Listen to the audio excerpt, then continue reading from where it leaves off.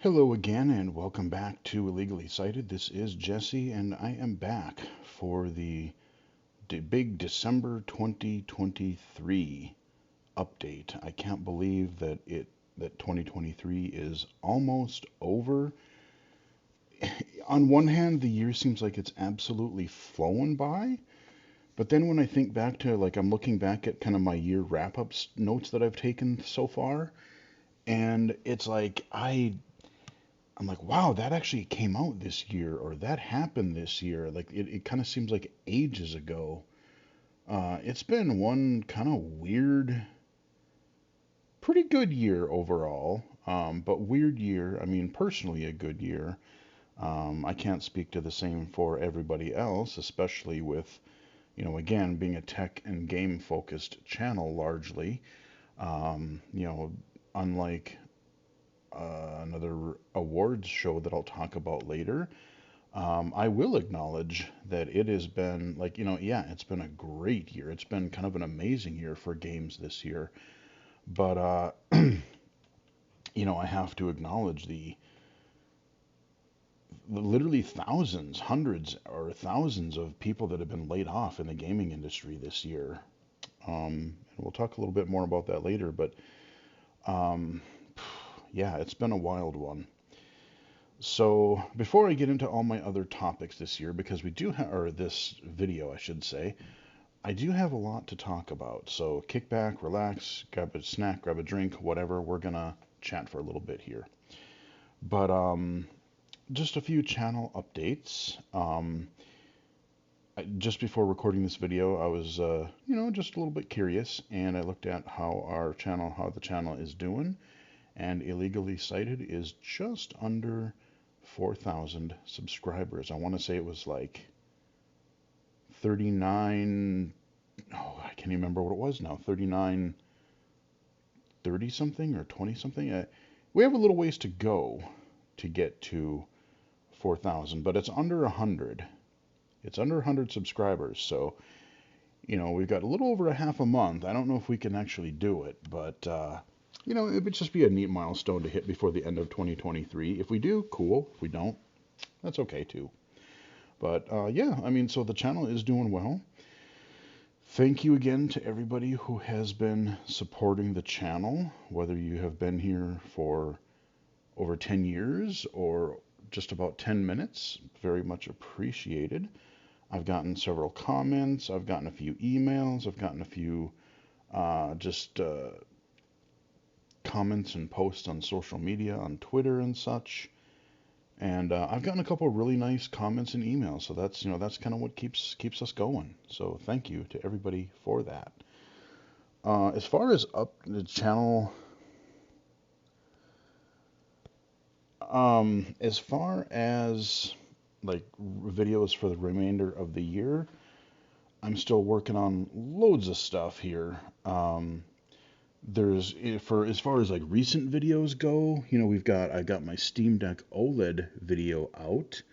I'm not sure why it's not showing me. Okay, there it is. It's under that one. Yeah. But I've got my Steam Deck OLED review. We've got that accessory for the Switch that I can't think of the name of right off the top of my head. But yeah, we've got a Street Fighter 6 video. I finally got that game, got that video out. Got a really cool early access shooter, Age of Hell. Really digging that. Idle Icta, this crazy little idle crafting game. I gotta say, it's kind of addictive, and it is voiceover accessible. So check that video out if you haven't already. And like I said, there's gonna be more coming. Or Idle Icta, that video will be coming soon. Actually, Planet Life is the one I was looking at there. My bad. So Planet Life, that is a quirky little game. And the more you get into it, the weirder it gets because, like, I showed you a lot of stuff in that video, but where I'm at now, like, a lot of the core mechanics and just characters and things have completely changed and gotten really weird. So, yeah, Planet Life. But I just spoiled Idle Icta is another accessible game that I will be releasing a video for in the near future. But I'm also looking at trying to play a few other accessible games just to get more of those out there. I've got a few mobile games queued up that I need to start playing. PC games, I've got one or two in the loop. I don't know if I'm going to get to that before the end of the year, um, but we'll see. If not, it'll be early next year. So we do have a few accessible games, but there are also a few mainstream games that I want to get around to playing. I think well, there are a couple of other hardware reviews potentially, but those I don't know if I'm going to get to before sometime next year. So there's a lot of variety of stuff. Things are not slowing down. Of course, December 10th, I have to mention, is Doom's 30th anniversary. I will absolutely be doing a video for that. Haven't recorded it yet, but I was debating whether I wanted to do a stream or a video, and I'd say I don't really know what I want to do. Do I want to cover a whole bunch of different, like, play a little bit of the regular Doom, play some Toby, play some Brutal Doom, play some, some of the things that I've really loved over the years. And I think like I said, I like doing streaming. This is also a streaming update. I think now that I've taken a break from streaming since really this summer, I only did a couple streams this summer. And like I said, I do enjoy it. I do.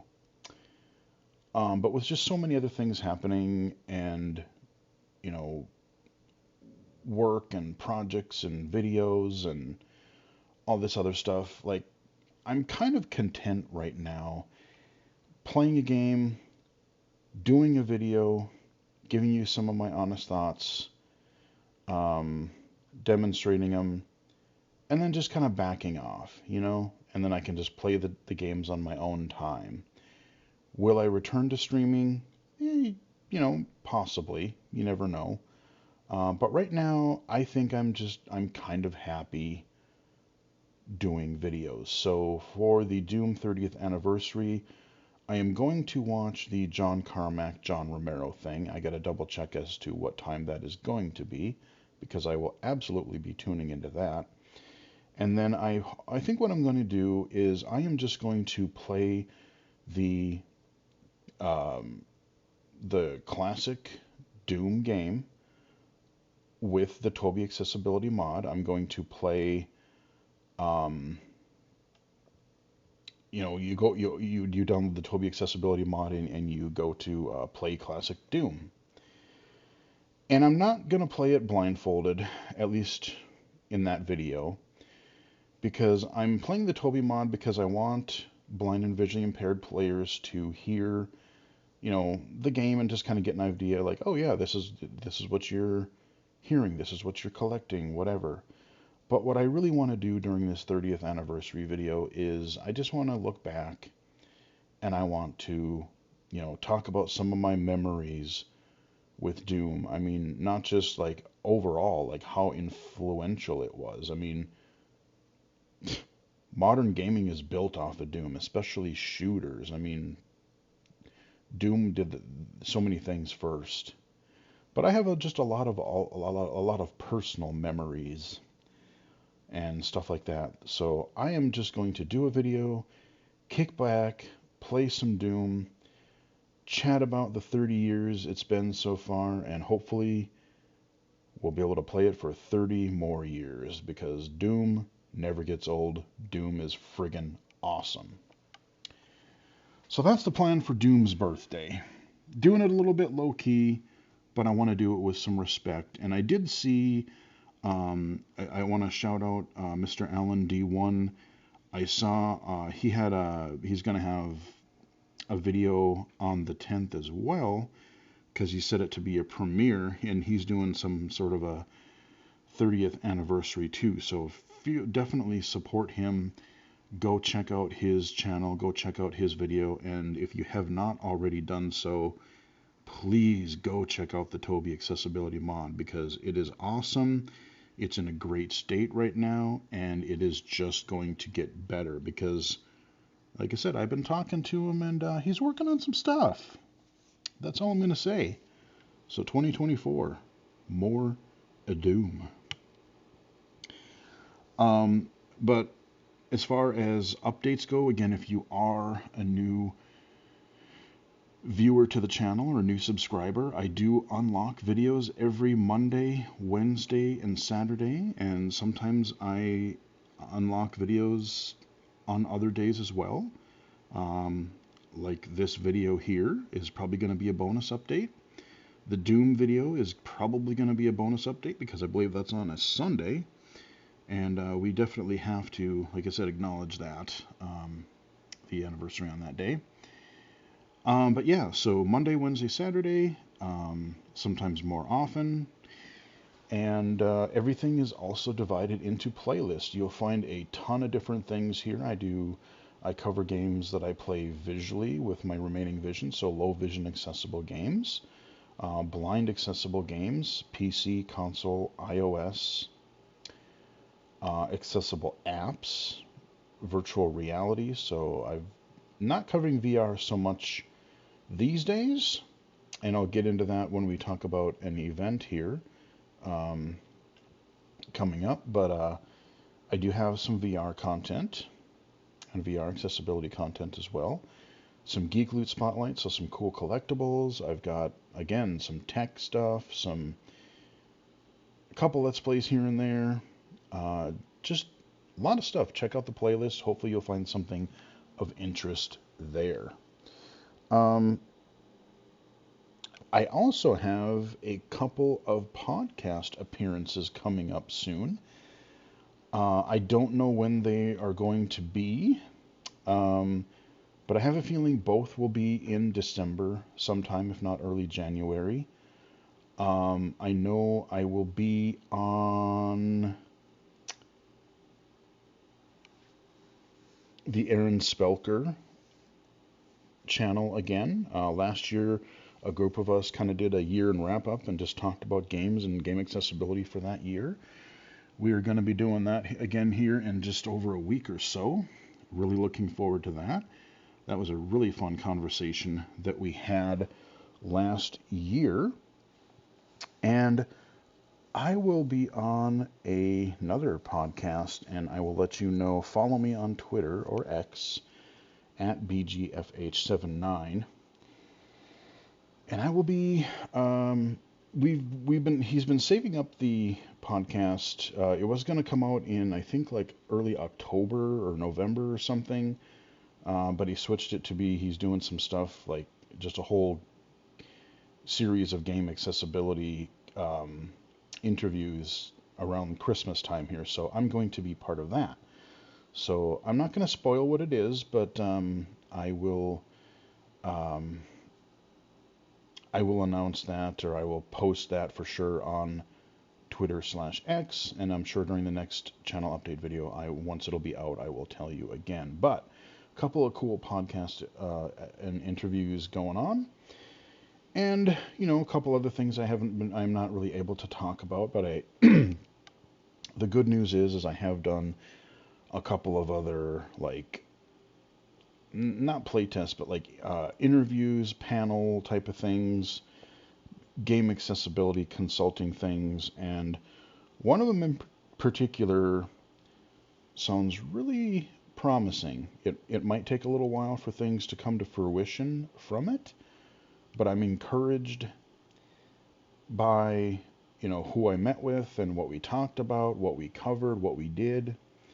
So I know I'm being really vague, but NDA, we can't really talk about it more than that. So yeah, I have had a couple of cool consulting opportunities.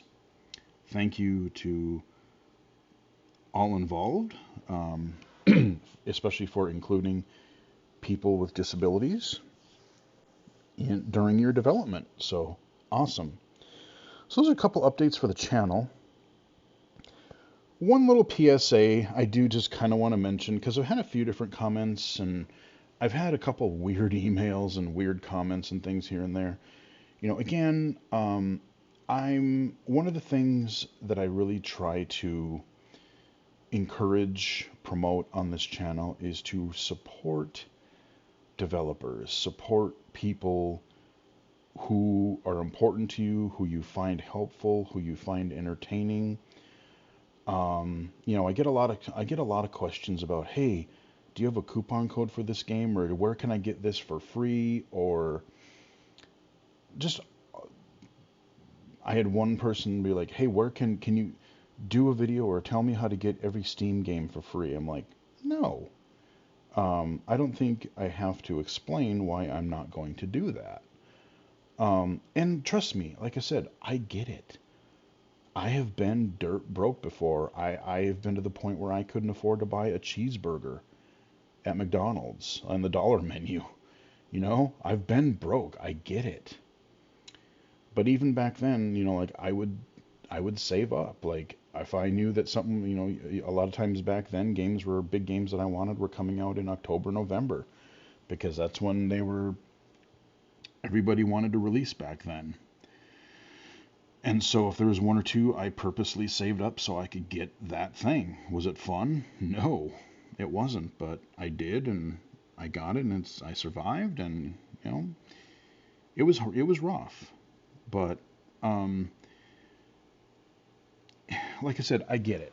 Um, and even when I do like spotlight videos for accessible games, and I trust me, I very much appreciate it. Like, people will ask me if I do a spotlight video for an accessible game, like, hey, you should do a full playthrough on this.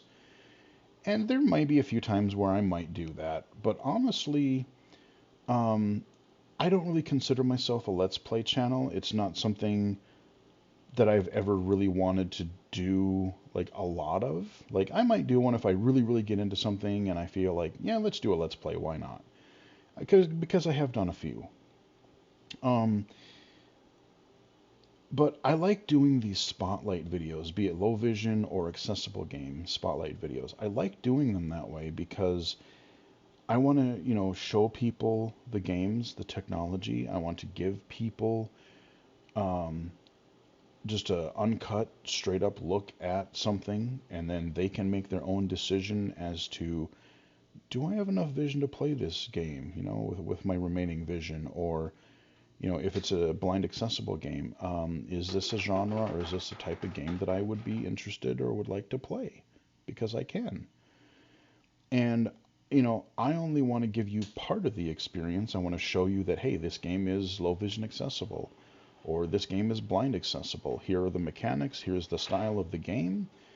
Make of it what you will, but I want to encourage people to buy the games for themselves, because yeah, watching them can be fun. There is some value, there is some entertainment in watching, you know people play games. I mean, come on, look at Twitch. I mean, that's largely what it is. I mean, um, but especially when we have so few games right now blind accessible, yes, things are getting better, but because we have the few games that we do, I really want to, you know, kind of whet people's appetite and be like, oh, hey, this is something I could play. Maybe I should go out and buy that. Let me get it. Now, I may not be able to go buy it immediately. I may have to, if I am kind of broke, I may have to, save up a couple weeks, few weeks. Um, but I really want to support the game developers. And I would love to see other people. I'd like to see you guys support the developers because, again, especially the indie developers, these are small groups, sometimes one or two people. They need to eat, they need to pay their bills, they need to pay their rent. I mean, God knows groceries and rent and utilities and everything else is going up. Everything is super expensive. So if you think you're having trouble, paying all your bills, they are too. And so I really just encourage people to support these developers. And AAA, yeah, they're a little bit different, but I mean, I still want people to support them because you get this AAA machine. I know some people are like, oh, I don't like AAA because many reasons, and it's justifiable. You got these big corporate companies, and I could rant about that for hours.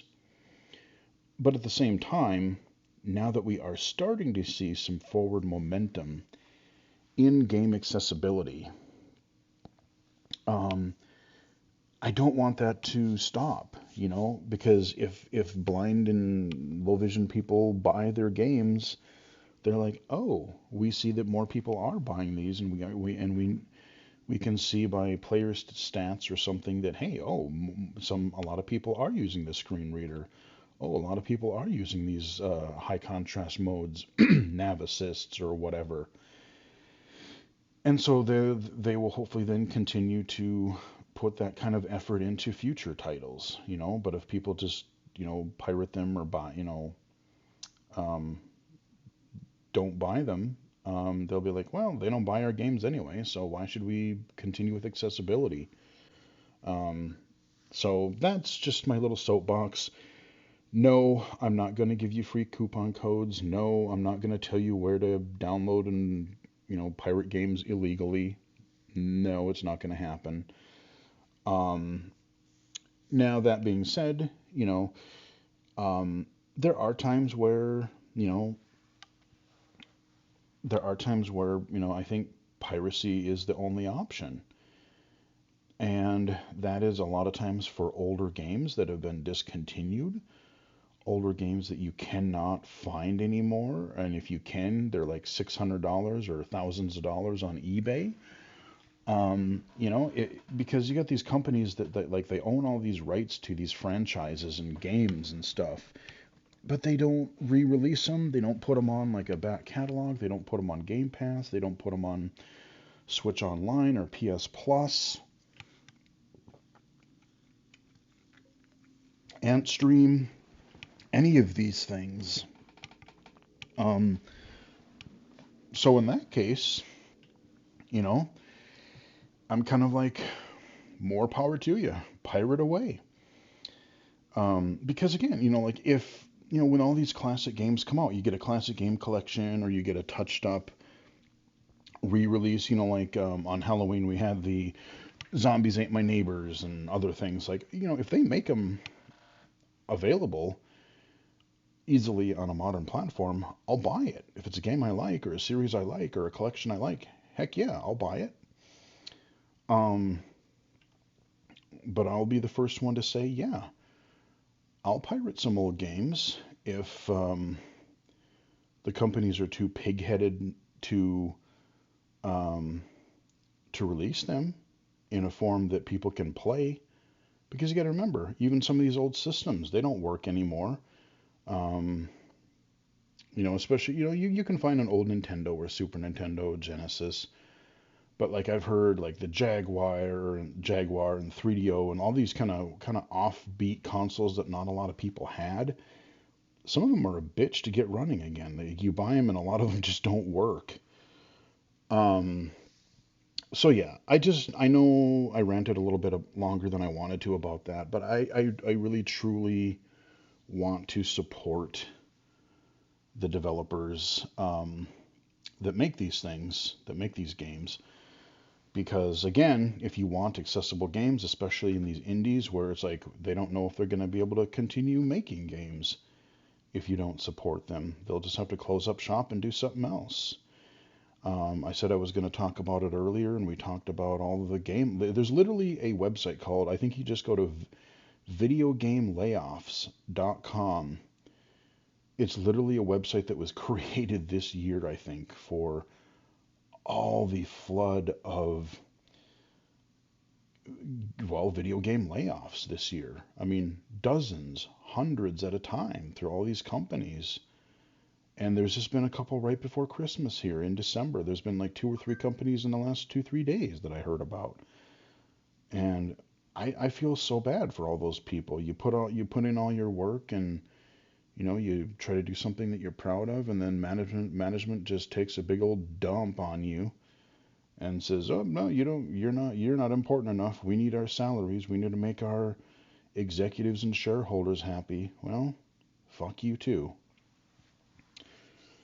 So yeah, there's that.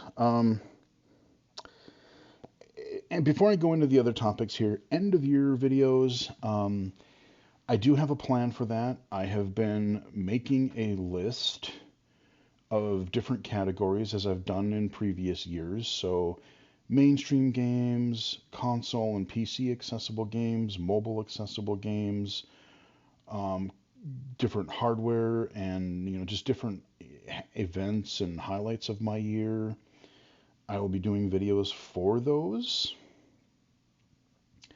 Not sure if they're going to be right at the end of the year or right at the beginning of next year. It depends if I can get them recorded in time, because I will probably be going to see my family toward the end of the month.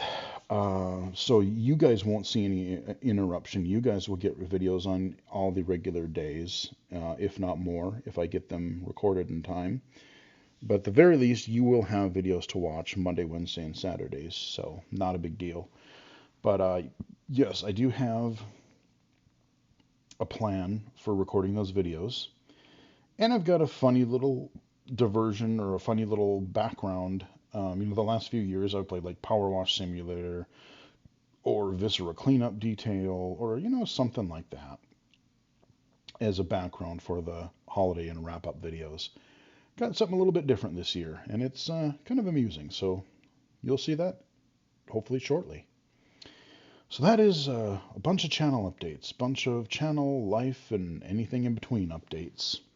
Now we get into a few topics, main topics for the video. Android is getting a few holiday presents this year. I was genuinely surprised, well, especially about one of them. So, Be My Eyes, we know that they have been rolling out the Be My AI feature. I have been infatuated with that for a couple months now, and it's definitely one of my highlights of the year, and I'll be talking about it in that video. But that is also starting to roll out to Android users. They were currently just doing betas and testing for iOS, but it is currently gradually being rolled out to Android as well. So if you have Be My Eyes for Android, check and then register and then request access to get into the Android beta. Trust me, it is a very powerful and very cool feature, and I think you're gonna like it. Check out I do have a full playlist now for Be My Eyes, or Be My AI. So check out that playlist if you want to see all the crazy stuff that app can do.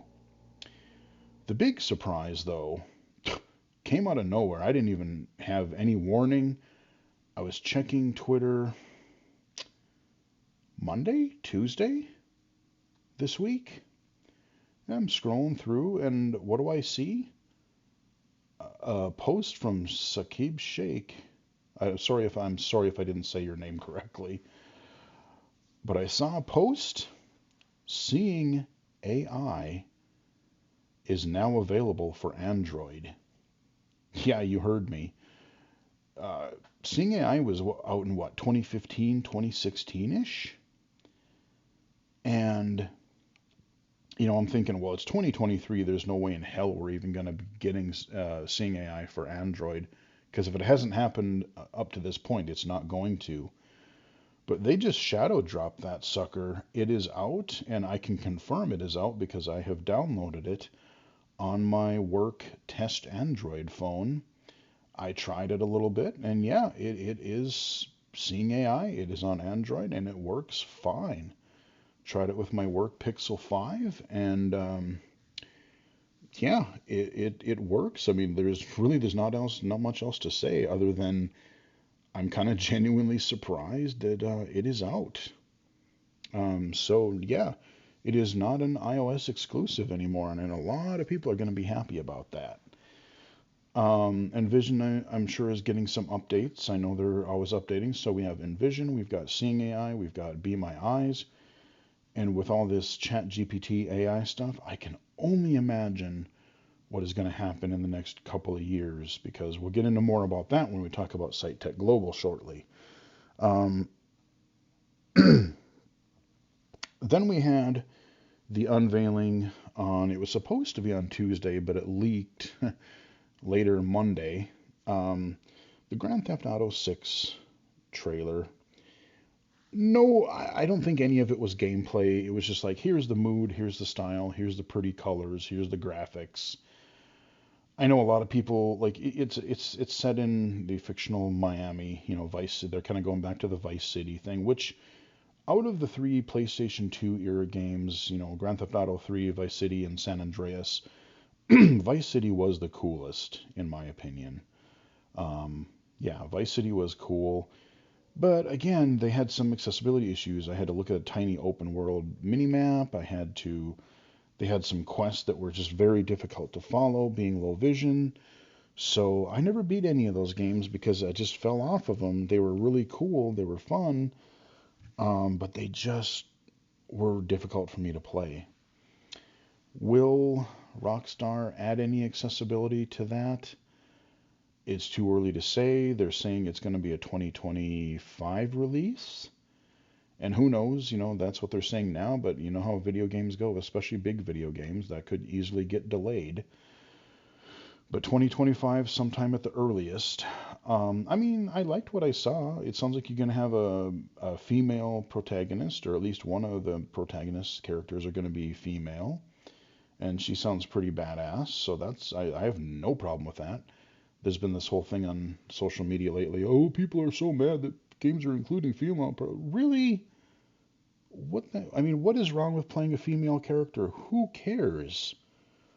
I have no problem playing female characters. Samus Aran, or um, there's been a lot of like Ion Fury. There's been a few even boomer shooters lately that have had female protagonists. Bring it on! I'm all for it. That's cool. But I remember attending a session at CSUN, and it was through the Able Gamers, and they specifically had mentioned like the Grand Theft Auto series because people, blind people, like, well, we want to play a game like this. And I mean, look at what Liam Irvin did a couple of years ago. He did that little mod just to kind of prove that you could add features. Like he just modded something into Grand Theft Auto 5.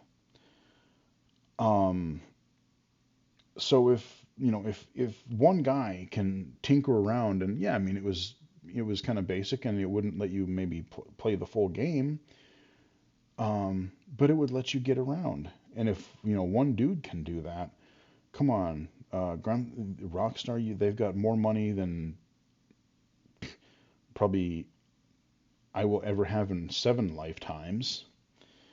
They could easily do it. We've had many AAA games now. We've got Forza, we've got the Last of Us series, we've got a lot of other Sony games. Uh,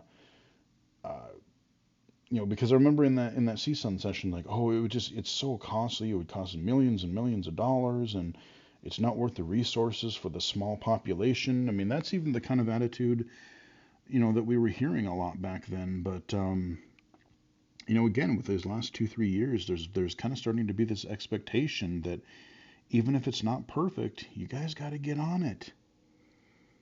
Get on it. So, is it going to be accessible?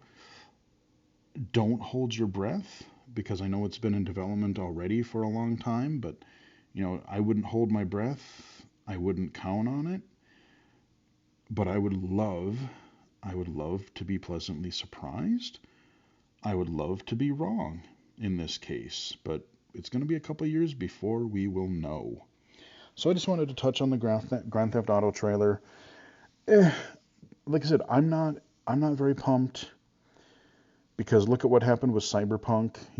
I mean, yeah, it's in a great place now, but when it launched, it was kind of a dumpster fire, and then on top of that, really not much for accessibility at all.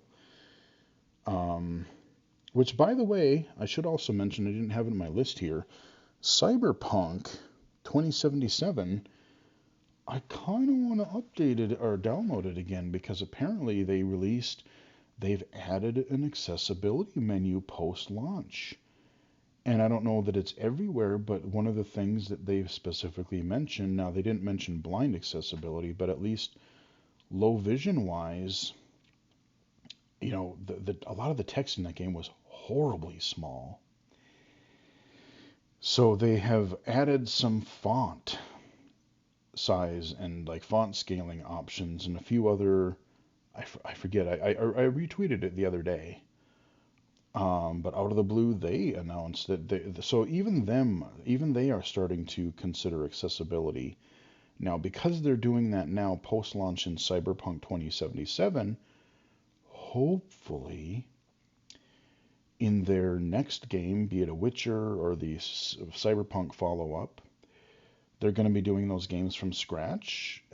And maybe since they're starting to acknowledge it and experiment with it now, we can only hope for better things to come. So those are a couple of accessibility updates or game announcement updates. Then there was Site Tech Global this week, Wednesday and Thursday for about 4 hours or so each day. Wednesday and Thursday. And I would have done this video earlier, but I wanted to wait until after the Game Awards before doing this. So SiteTech Global this is the fourth year, and I think I've attended every one, or at least three of them.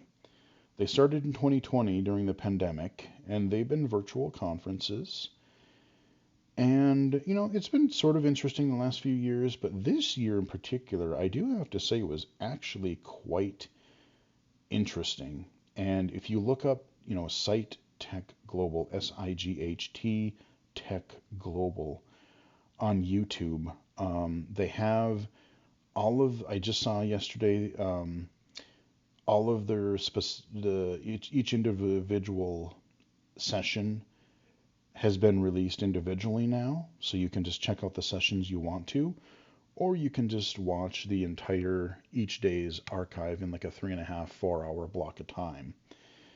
And I would check it out because there was, like I said, it was a really interesting 2 days. It was heavily focused, of course, as you would think it would be, AI and stuff like that this year. The first day especially, there was a lot of stuff on artificial intelligence, and there were sessions specifically with Be My Eyes and Be My AI. Talked about some of the cool things that are going to be coming to that, and they might even be starting to roll out already. One of the things that I thought was really kind of neat is they're doing a friends and family kind of feature where it's like you're going to use your AI, but maybe you don't want to connect with somebody random for whatever reason, you're not comfortable with it, or maybe you're looking at something maybe a little bit more confidential, whatnot. And you can add a list of, close family or friends. And then if AI doesn't do it, or if you want to connect to a human person, you could just connect not to the global list of volunteers, but a friends and family network. And that's not a bad idea. That's a really smart option. And of course, they're looking to improve the AI features of the app. And I mean, it's really good already. And they, every session, they talked a lot about like challenges and obstacles and just a lot of things that might come up in the next couple of years. A lot of them they talked about like what they call hallucinations, and this is where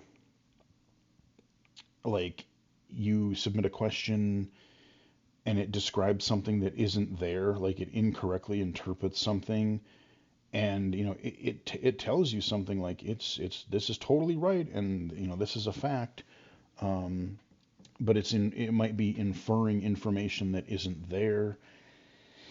And so how they're trying to get around that, how they're trying to protect against that. They talked about privacy type issues. There was that short period of time where like, you had face, not identification, or people description.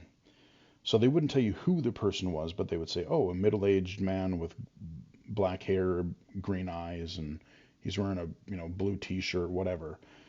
But for a short period of time, they just said, oh, hey, there's people in here. We can't describe this. And I remember that because I was showing it to somebody.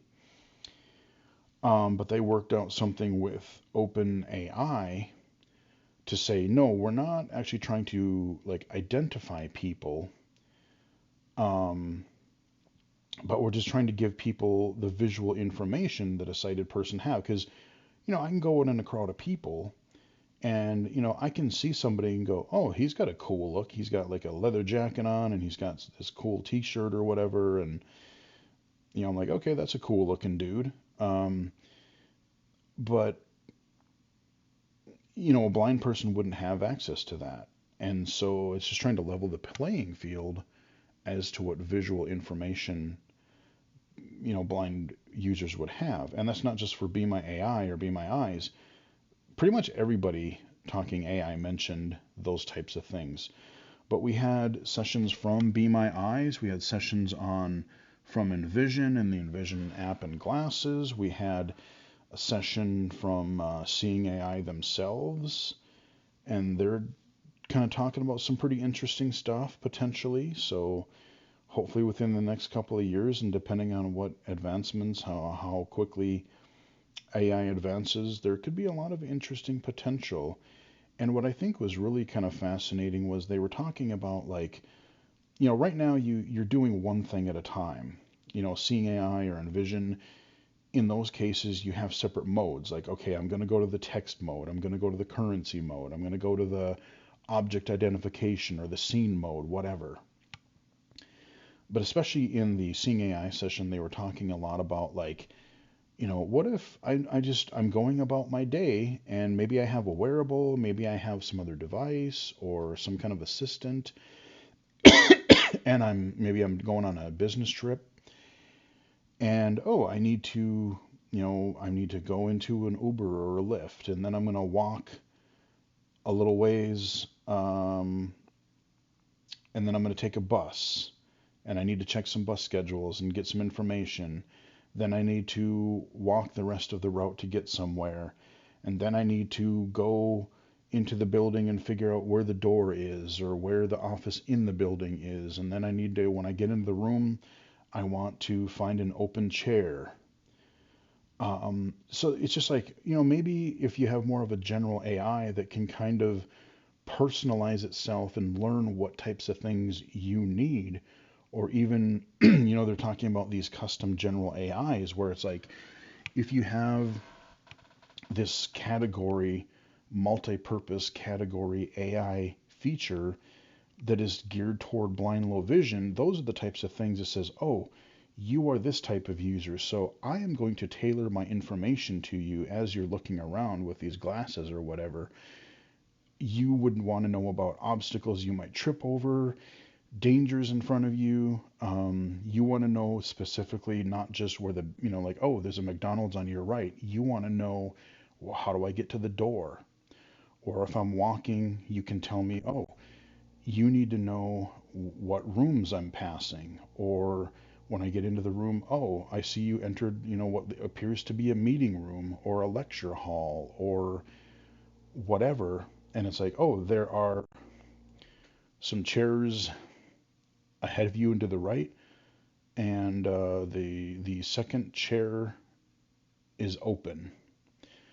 So being able to have these sort of smart AIs, and if you can kind of maybe either tell it or the model can learn based on what you ask it, what you prioritize, there could be some really fascinating, more use cases with this artificial intelligence. And again, you still probably do want to have these targeted modes like you have in your Seeing AI right now, because sometimes you're just like, I know exactly what I want.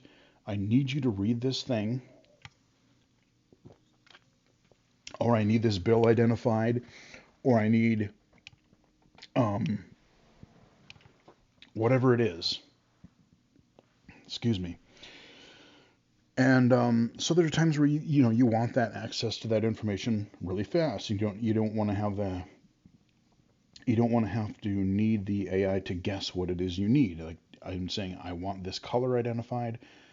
I want this product label read to me, whatever. So there's a lot of talk about those different things. Um, that was a big focus of both days. Then there was a session on this flying taxi thing that they're kind of working on. And it's only going to be in like California, I think, to start with somewhere. But there's this company, and I can't remember the name. But they said it was like their seventh generation um, flying vehicle, and they had a little video of it, so you kind of got to see what it looked like, and then they were describing it and how it worked. It is like this four seater air taxi, and it's not just for blind and low vision. They were talking about accessibility, so like, oh, if you reserve it and you say, I want to go from the airport to another place in this big city, and I'm in a wheelchair, they can just be like, oh, okay, well, we'll take one of the seats out, and when it arrives, there'll be an open place for you, and you just wheel up the little ramp or whatever into there, and then you can do it.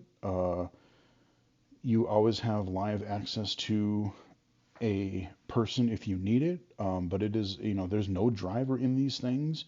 You get in, you have this little touch screen, you have, spoken audio. They're looking at like places for your luggage, making sure that you can have your service animal with you, like a guide dog. And that was kind of a fascinating little. That was a pretty interesting session. And then on the second day, they had a couple sessions on the dot pad and Monarch. Um, Both seem rather interesting. I mean, the Monarch is going to be wicked expensive. I want to say they're shooting for like 20 grand. So this is going to be something that, like a school or an agency is going to have to buy, and then a student is just going to have to use it, because that one, the Monarch, they're really partnering with APH, and they're gearing it toward textbooks and educational materials for K-12 education. The dot pad, they're trying to aim it more, maybe it won't have as many like educational type features, but they're aiming it to be more of a lower cost yet broadly use case device. So working individuals, entertainment, that kind of a thing. No idea what it's going to cost. But from what they said, they're like, well, we kind of want to aim it for, you know, around the price of, let's say, a smartphone. So we want to make it so that an individual could buy it, so that you don't have to go to a VR agency or an employer or a business or whatever funding to just be able to afford the thing. So they're like, well, we want to make this so that we can get Braille to people, for about like just the way that anybody else would buy a phone or a tablet. You could buy this dot pad. So both of those sessions are worth listening to, especially if you are a Braille user. You are interested in kind of a multi-line display that can do graphics, that can do text, and they're talking about, like, oh, being able to kind of on the fly, so you don't have to like have some vision teacher or some other person manually translate text into Braille, or somehow like it will try to convert an image into tactile. So I'm curious to see how that's going to go. But yeah, so sometime probably in the next couple of years, we may be seeing the dot pad and or the Monarch displays. I'm particularly interested in the dot pad. I mean, yeah, the Monarch is cool, but gee bus, that is so expensive. And that's it's funny because the guy just kept saying, "Yeah, we know it's not going to be cheap, and like because all the stuff we're putting into it and we're trying to do, we're just letting you know up front, this is not going to be a cheap device." And he said that probably a good half a dozen times or better. So it's unfortunate, but again, at least this is an early device. Think about when braille displays came out in like the late 80s or something, or mid 80s. I'm trying to remember when they first came out. Late 80s, early 90s. Um, they've started to come down in price, but even, braille displays. So we'll see, 5, 10 years from now, we'll see if some of these more multi-line displays um, become more common, more companies make them, if they become, a little bit more affordable to the general consumer instead of having to rely on everybody else to buy used things all the time. So we'll see. Um, and that's kind of Site Tech Global.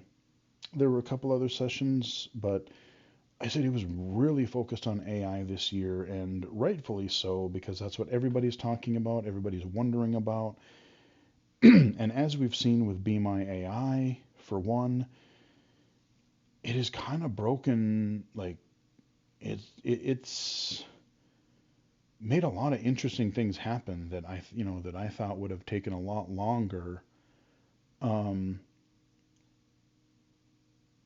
for this well of a description to be available for blind users. Oh, there was one on like alt text, like using AI to do to generate alt text and things like that. So definitely go check out Site Tech Global on YouTube. You'll probably find something pretty interesting there. And finally, the Game Awards. This is why I waited for this video. Um, I do have some thoughts. So I'm going to start by talking about the awards themselves.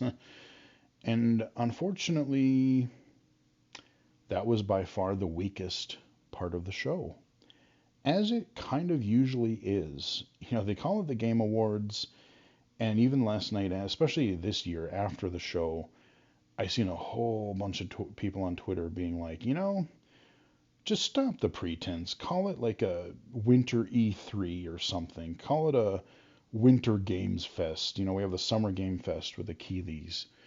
Um, just call it the Winter Game Fest and be done with it already, because clearly, it's like I know, like an award show, you have to pay for it, you have to fund it. I get that.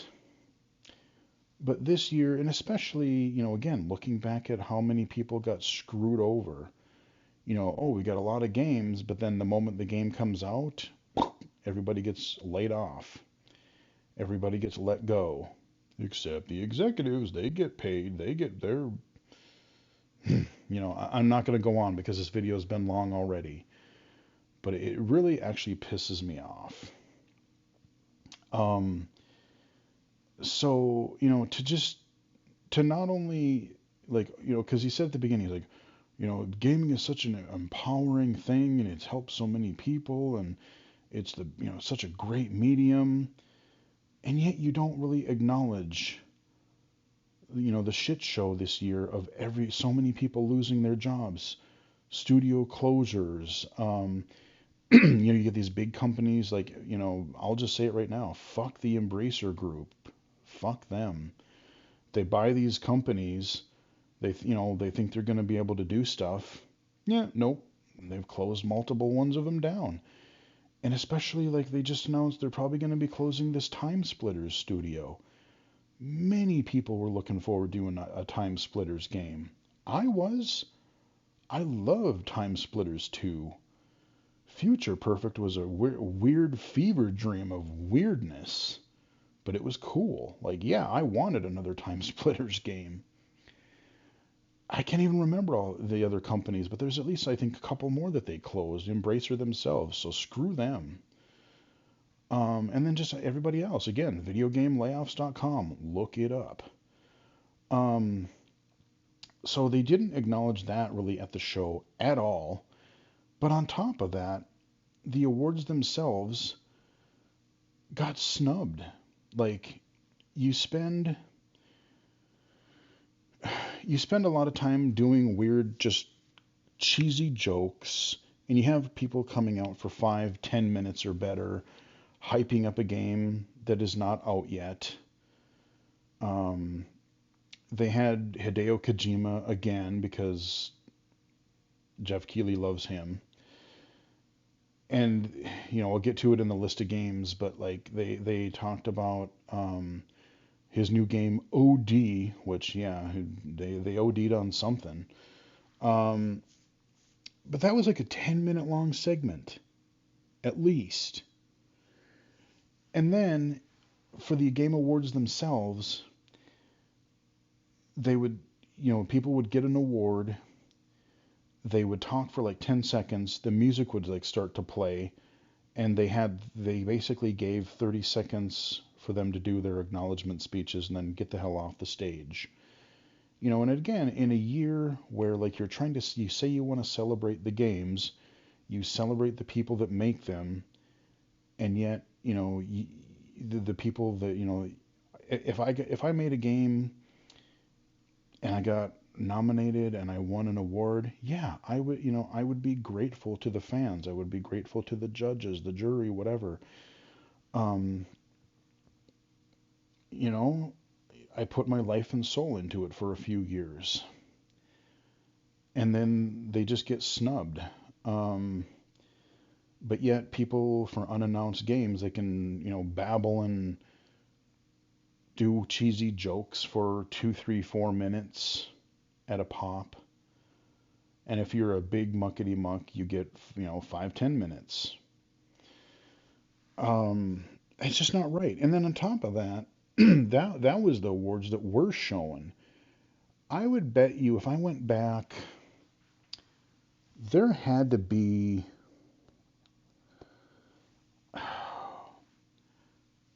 I would I would say a half a dozen maybe awards that were actually presented at the Game Awards, a 3-hour award show. No more than 10. And they literally there were even a few that were given at the pre-show. So they started at 6:30 my time, and the main show went from basically 7 o'clock to 10 o'clock. So it was a 3.5 hour thing. And there were, I would say, under 10 that were actually represented, that were given stage time. The rest of them, Jeff Keighley just got up there and rattled them off. I mean, it was just like, oh, the nominees for this category are this, that, the other thing, boom, boom, boom. And the winner is boom. Moving on, this category, boom, boom, boom. And he went through, like, especially even toward the end, they went through like 4 or 5 categories in a row. They didn't even get to be acknowledged. No one even got to their 30 minutes on stage. Um, and again, especially with all the turmoil in the industry this year, that it's just disrespectful. Again, it's supposed to be an awards show, and I get it. You have to pay for it, and you want to show a little bit of hype for the following year or two. That's fine, but I think every year it gets further and further away from being an awards show, which we kind of knew was going to happen already. I mean, kind of be honest. I mean, we knew that, it wasn't going to be focused on the awards. We knew that going in. It's been that way forever. But in a year like this where the people who make games have just got shat on so much this year, it's not cool. Now, they did have the Innovation in Accessibility Award. Before, that was just one that they acknowledged, but they brushed over. They had nobody on stage or anything. They did acknowledge it, but unfortunately, it was in the pre-show. So I know a lot of people even missed it. I saw quite a few people on Twitter, oh, I missed it. It wasn't in the main show. I didn't tune into the pre-show. Now, they did a nice segment. And congratulations to Forza Motorsport, by the way. They acknowledged the game. They acknowledged Brandon Cole. Hey, Brandon, how's it going? Congrats, man. And that was great. But I wish it was, again, in a year with so much negativity and, drama and layoffs and everything, that's where you should put something like all this accessibility in the main show, because it's something positive that you can look at in the game industry. Don't play it off as a side thing. Don't play it off. I see a lot of people just. I kind of wanted, like, I'm kind of interested in going back and not watching the whole show, but I want to watch the archives of people reacting to the Game Awards. The people, and they'll archive them on YouTube or whatever. I want to see what people do. Like, I just want to watch the part in the pre-show um, where they're talking about the accessibility stuff, because people will just make fun of it, or they'll joke about it, or they'll just brush it off and be talking about other things. No, I don't care about accessibility, so we're just gonna babble about whatever else over the top of this video. But I want to see if any of like these influencers, or even like GameSpot, IGN, um, Giant Bomb, how do they react when when the Game Awards, they're talking about the innovation and accessibility category. But like I said, with all the negativity, really having something positive in the show, I think would be a nice thing. So, there's that. And full disclosure, full disclaimer, I've mentioned this before, but I was a jury panel member, just for the innovation in accessibility category. I did not vote on any of the other awards, any of the other categories, as a jury or judge member, whatever they call them. I was asked to be kind of a subject matter expert and vote on the accessibility category. So I do want to put that out there. So I was a tiny part of the Game Awards. And thank you, Jeff. Thank you for inviting me for the past several years to be in this position. Very, very much appreciated. And I'm glad he's reaching out. I'm glad they're not just doing your typical, game industry press and whatnot. I'm glad he is reaching out to people who know what they're talking about for the accessibility category. They're reaching out for disabled panel members to judge, for the nominees of the accessibility category. Kudos. Keep it up. But yeah, so the accessibility category, it was in the pre-show. Kind of wish it was on the main show, but I'm at least glad that they paid more. They gave it a little bit more time. They talked about it a little bit more. And then right after that, they focused on a game. I forget the name of it now. It's in the list. I'll cover it here when we get there. But a music-based game that is really made accessible to deaf and hard of hearing. They've got like ASL and all kinds of cool stuff in there. I don't know if they're going to be like blind accessible as well, but they really focused on a game and a game developer that was putting accessibility as one of their key, not features, but design principles. So, that whole thing was maybe 4 or 5 minutes long. So, you know what? Hey, 4 or 5 minutes is better than the 30 seconds most people got, if that. So, good. But enough ranting. Like I said, I wish it was more of a awards show. And I don't mind the music. They had 2 musical acts, and I'm fine with that. You want to spice up the awards show and entertain a little bit. Take a break, take a breather. And the musical acts, they weren't just some random thing. They were related to the game's cover. The first one was the Hellblade 2 Senua's Saga.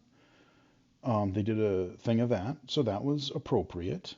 And then for the first time, they had the Old Gods of Asgard, which is this group that has been making songs for all of the Remedy games. They had some really, like, I remember like the Max Payne games. They did some awesome songs for that, but they did one for Alan Wake 2, and I have not gotten far enough in the game to hear that song, but I heard it last night and it was really good.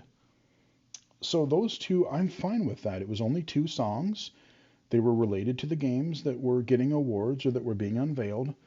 I'm fine with that. You didn't have too many. That's perfectly good. I enjoyed it. Um, but it's just this really focus on, not giving any time to the developers or very, very limited time, but then just letting, executives up there and whatever just to babble about whatever. I don't know. Like, and everyone just made fun of it. It was like, we got to make more room for our ads. Like I said, I know you have to fund it. It's not a cheap thing to create. I even like the stage and all the things that they had, and getting the venue and everything. I get it. It's an expensive production, but at the same time, at least either pretend to make it an award show, or just get rid of that pretense and call it the Winter Game Fest. Maybe let somebody else do the awards, because I don't know. It just didn't feel right this year, especially with everything else happening. So let's cruise through some of the announcements. I will say I really didn't find that many announcements. There wasn't that one game that, like, oh my god, I can't wait for that. I didn't know about it and it's awesome. There were a couple that were pretty intriguing, but this year was kind of. I'm sure there'll be some cool games and I'll really want to play them. But overall, it was kind of a meh. Okay, it was an okay year. And as far as, again, the awards, Baldur's Gate 3 got the Game of the Year. It got a bunch of other awards. Alan Wake 2 got a bunch of awards. Super Mario Wonder got the Family Gaming Award, the Family Game of the Year. Resident Evil 8 VR got the VR award. Cyberpunk got an award for, I think, their ongoing support. Basically recovering from their initial launch and actually supporting the game and making it better. Chia got the Games of Impact award. I would like to play that game, but the problem is the audio is all in another language. And so the story wouldn't really mean much of anything to me. I like the art style and I like it looks a neat looking game, but not the most accessible for me. And of course, The Last of Us TV series season 1 got the best adaptation. Well deserved, and I can't believe that came out that was this year. That seems like ages ago. But congratulations to the team, and it looks like we're not getting the season 2 until sometime in 2025. But in a year where we're like, it had its issues, but we had the Mario movie, we had a Castlevania series, which I'm still working my way through. We've had the vehicle combat series. I just went stupid.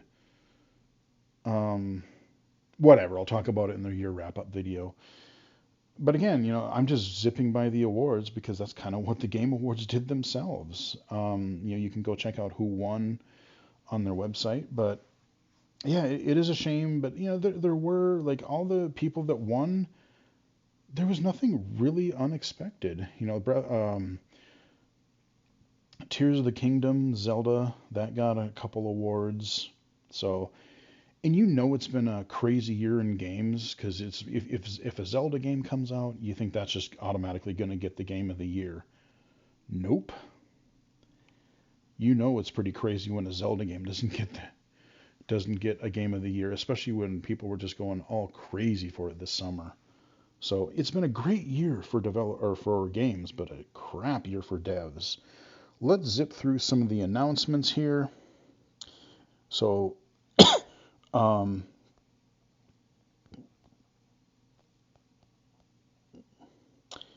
Again, we talked about the Forza accessibility. Congratulations. And again, huge congratulations to the other accessibility nominees, because even voting myself, it was a very, very, like, I wanted to vote for all of them. All of them did such a phenomenal job this year.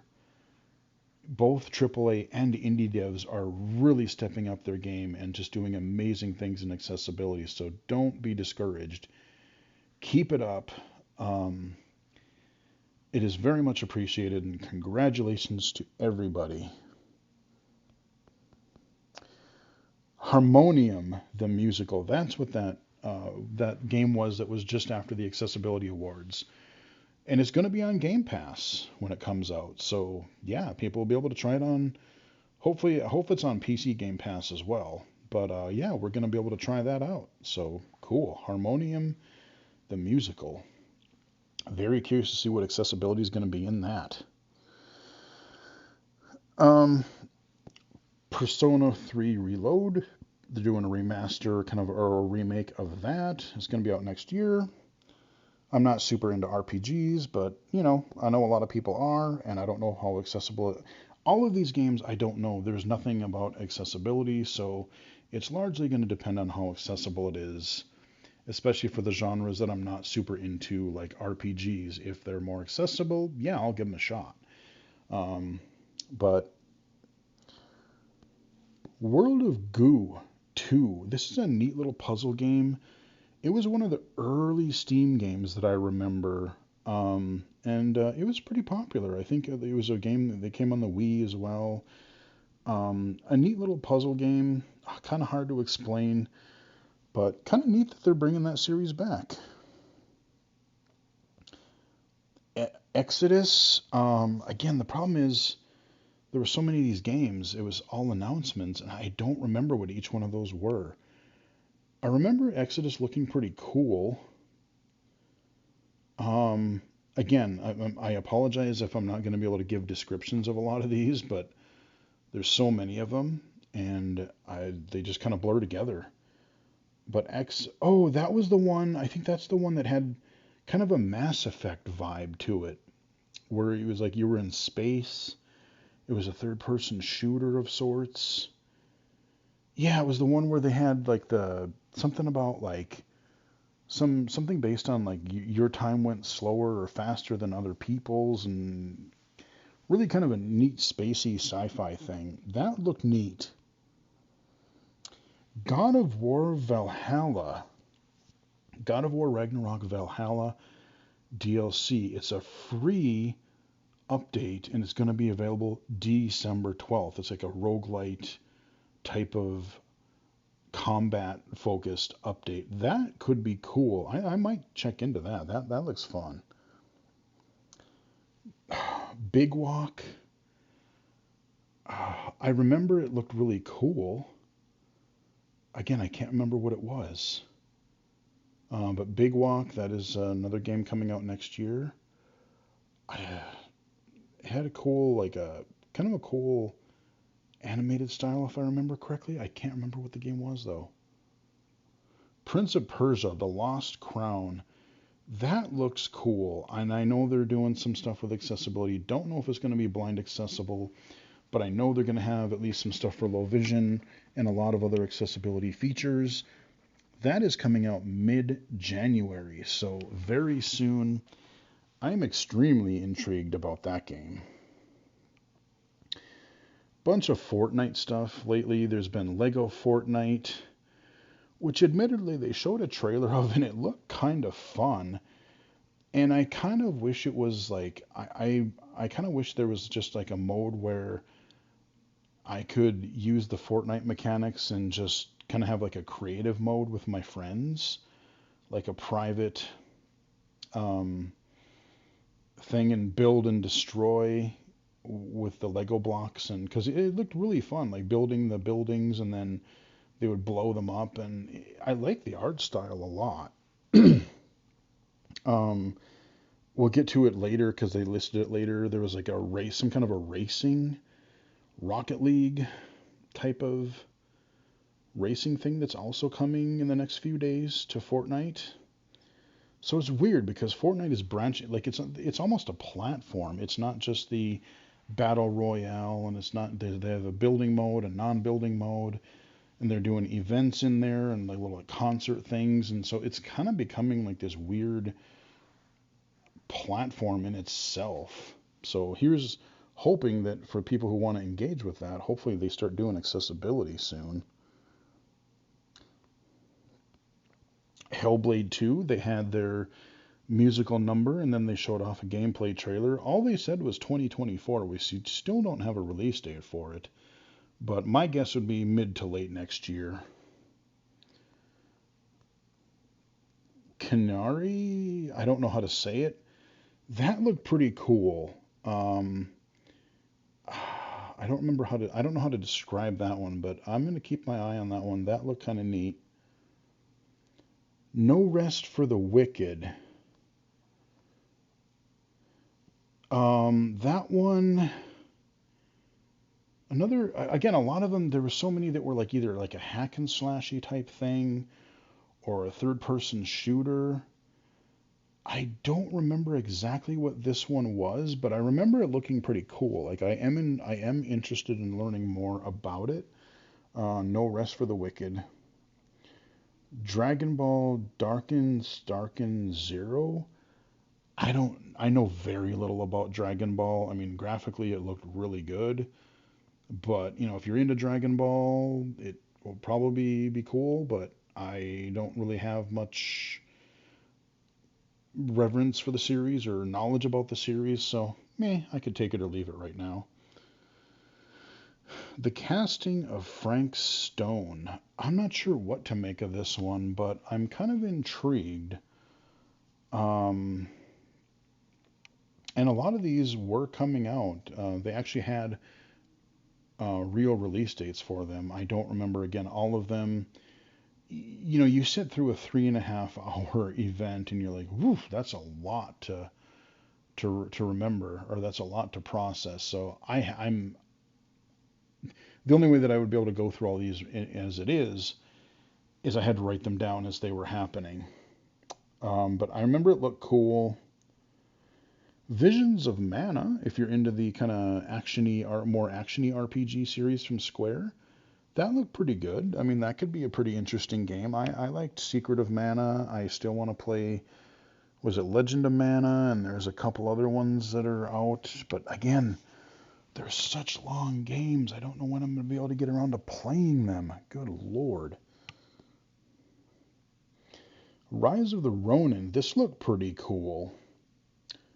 I'm intrigued to see what that's going to be. It seemed like kind of an actiony hack and slash type of thing. And there's your OD. No gameplay, no nothing, but he still got like tons of stage time.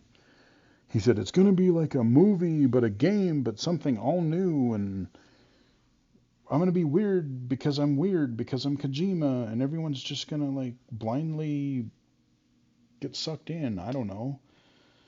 Um, it is what it is. We'll see. I'm sure it's a long ways off. Honestly, this announcement was probably one of my favorite, if not my favorite of the show. Sega, there's not really much details or timelines, but it sounds like they have a bunch of classic series revivals coming up. We've got Shinobi, Streets of Rage, Crazy Taxi, what else? Golden Axe, one or two, like 5 or 6 different games in the next few years. All of the, like, I love some more Streets of Rage. Crazy Taxi was awesome. Shinobi, yeah, I could see either like a 2D or 3D Shinobi. Golden Axe, like, remember that Golden Axe prototype that I covered? It was like this lost prototype that they had up for a short while on Steam. Golden Axed. I would love something like that. Yeah, bring it back.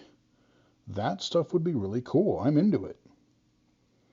Rocket Racing, that's what it was called. So again, it was, and again, all of these, a lot, not all of them, but a lot of these trailers were taking like they're cinematic, so you really didn't get a lot of glimpses to what the gameplay was. And I don't know if this is like combat.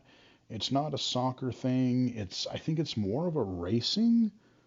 I don't know if it's like a Mario Kart type of deal or what, but whatever.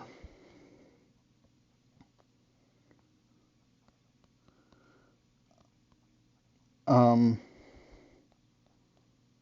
Black Myth of Wukong. I don't know if this is going to have, I don't remember if it had English dub or not. But it looked to be this really kind of a neat, again, samurai-ish or like martial arts type of thing. I think it was going to be released next year. That looked pretty interesting. Suicide Squad Kill the Justice League. I'm still not exactly sure. Like, is this an action-y game or a RPG? It's like an open world thing, but it's like the Justice League kind of like either got corrupted or turned evil, and so now you're playing as like, all the Suicide Squad. Could be interesting, especially after like the Harley Quinn series that I've been watching. I've learned more about the Suicide Squad, and they are pretty cool. Like, I like King Shark; he's pretty cool. Um, they did a whole big segment on Warframe. Their DLC coming out. That's been a thing for 9, 10 years now.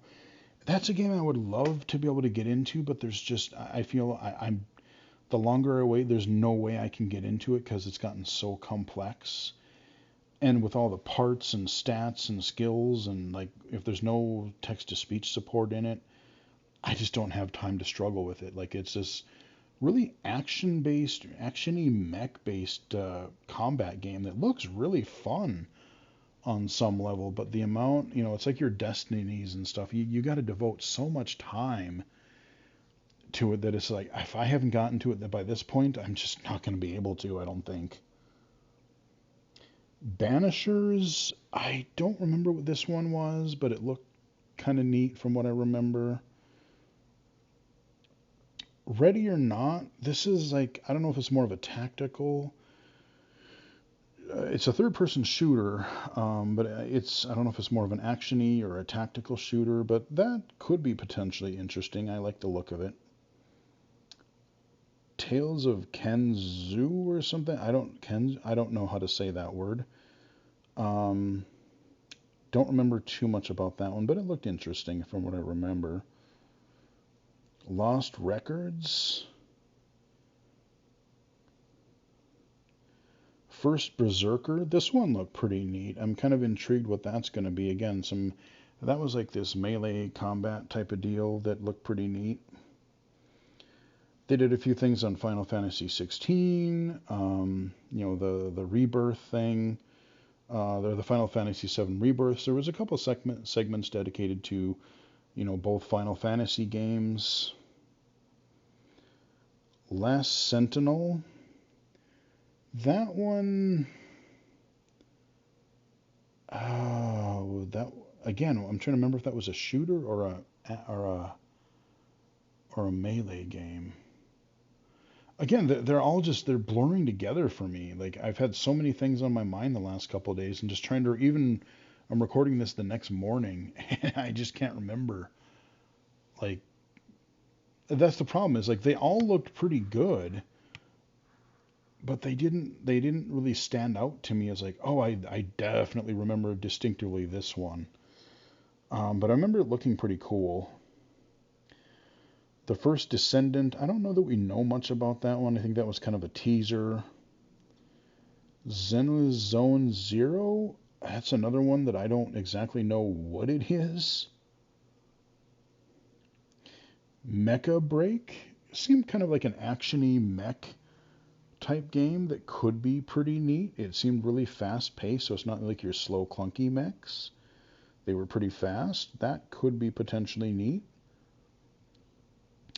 Den of Wolves, that is from some developers of the original Payday. So they've been doing the GTFO game, which I like the idea of, but they focus so much on co-op that I don't know that you can play. I've heard that you can't play GTFO really well solo. I don't know if this new game is going to be like that, but this one it's more of like a futuristic shooter. So there's like some sci-fi things. There's like cyborgs, and I'm intrigued. I definitely want to know more, and I would like to know, like, can I play it solo? It's supposed to be some sort of a heist-themed game. There was some gnarly stuff happening in the trailer, but yeah, that one I do remember more of. Exoborn, I think that was a melee combat game again. I think. Asgard's Wrath VR, again, it looked neat. I wanted to play the first one, but I don't remember if it supported my original Quest. I think you had to have a Quest 2 at the time. And again, for VR, like I would love to keep exploring VR, but I've kind of made the decision that as many workarounds as I have to do, and the fact that Meta has had 3 chances now to release a headset with built-in low vision and blind accessibility, and they have not done so, I can't keep giving them money. I can't buy another headset that I have to struggle to use because on a flat screen, at least I can use Windows Magnifier or Xbox or PlayStation Magnifier. There are easier ways, there are easier things that I can do, but VR, when I do have to struggle, it can be a royal pain in the ass. And I've made that clear to, even in XR Access. That's been one of my big struggles as of the last few years. I'm just getting less tolerant of it. Light No Fire. This is the other game that I am rather intrigued about. So I need to go back and, especially with the gazillions of updates that they've made, No Man's Sky, I need to give that a shot. Because it started out really rough, people were mad about it, but it's gotten just to be this amazing game now. But what was it called? Light No Fire? Yeah, Light No Fire. They're not doing a whole galaxy. They're doing one. Basically, they're procedurally generated, live, like multiplayer, simulated Earth. And there was like dragons. There was like people were building houses and things, and you climb up mountains and go through caves and streams, and it's just supposed to be a whole planet, and you can, I don't know, do whatever. Like it was kind of this really teaser top level thing, but it looked intriguing, and I'm genuinely curious. Like I can do things solo. Maybe people will just randomly start building up towns and cities and communities, or I don't know. And I don't think we had a release date for that.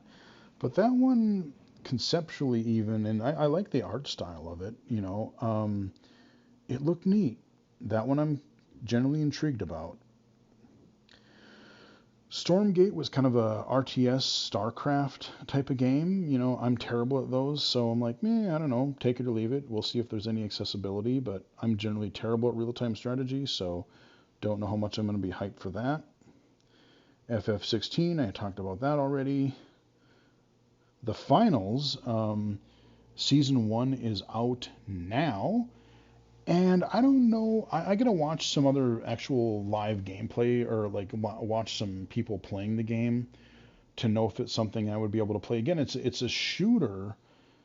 Of course it's team based. I think I don't know if there's any free for all stuff. But the cool thing about the finals is that there's this just massive, like there's like massive focus on destruction. Like you can just plow through the roof or thing, or wreck a building, and there's just it's a lot of destruction and openness to the matches. I don't know how to explain it, but from what I've seen of it so far, it looks really neat. But again, is it something that I personally am going to be able to struggle to play with my vision? And again, team-based games I'm just not good at, especially shooters, because you got snipers and stuff to worry about. But I don't know. I do want to learn more about it. It's you can get it on consoles and Steam right now. And I may or may not cover it in the future, depending on what more I learn coming up. And we have Monster Hunter Wilds, this big new Monster Hunter game, and I think that's what they say, 2025, I think. So again, again, Monster Hunter is just one of those things. If it had more accessibility for all the weapons and stats and all that kind of stuff, navigation, I would probably get into it more. But again, I just don't have time to devote to such a detailed game and manage with all the UI and all that stuff. Could be neat, but they showed some kind of potential gameplay. If you're into Monster Hunter, I think you'll really like it. And that's it.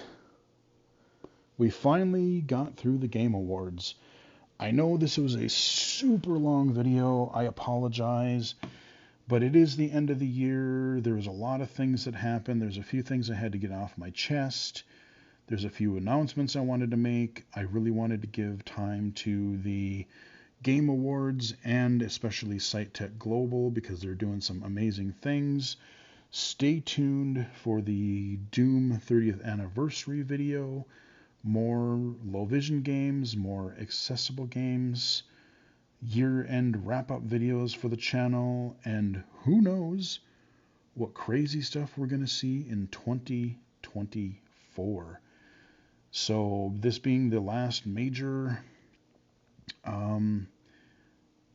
channel update video likely for this year other than the year-end wrap-ups. Hope everybody has a great holiday season. Hope you're able to enjoy it with family and friends and whoever is important to you. Stay safe, stay healthy.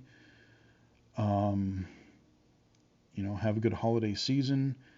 Thank you again to everybody who has been supporting my work, consulting, podcasts, the channel, anything in between. Very much appreciated. And happy 30th anniversary, Doom. You are awesome. Thank you, Mr. Allen D1. You are the man. And with that, we will wrap it up. Hope you guys enjoyed the video. Give it a like if you did. Follow me on Twitter at BGFH79, twitch.tv/illegally-cited, illegally-cited.com, and right here on YouTube. Until next time, I will chat with everybody again later.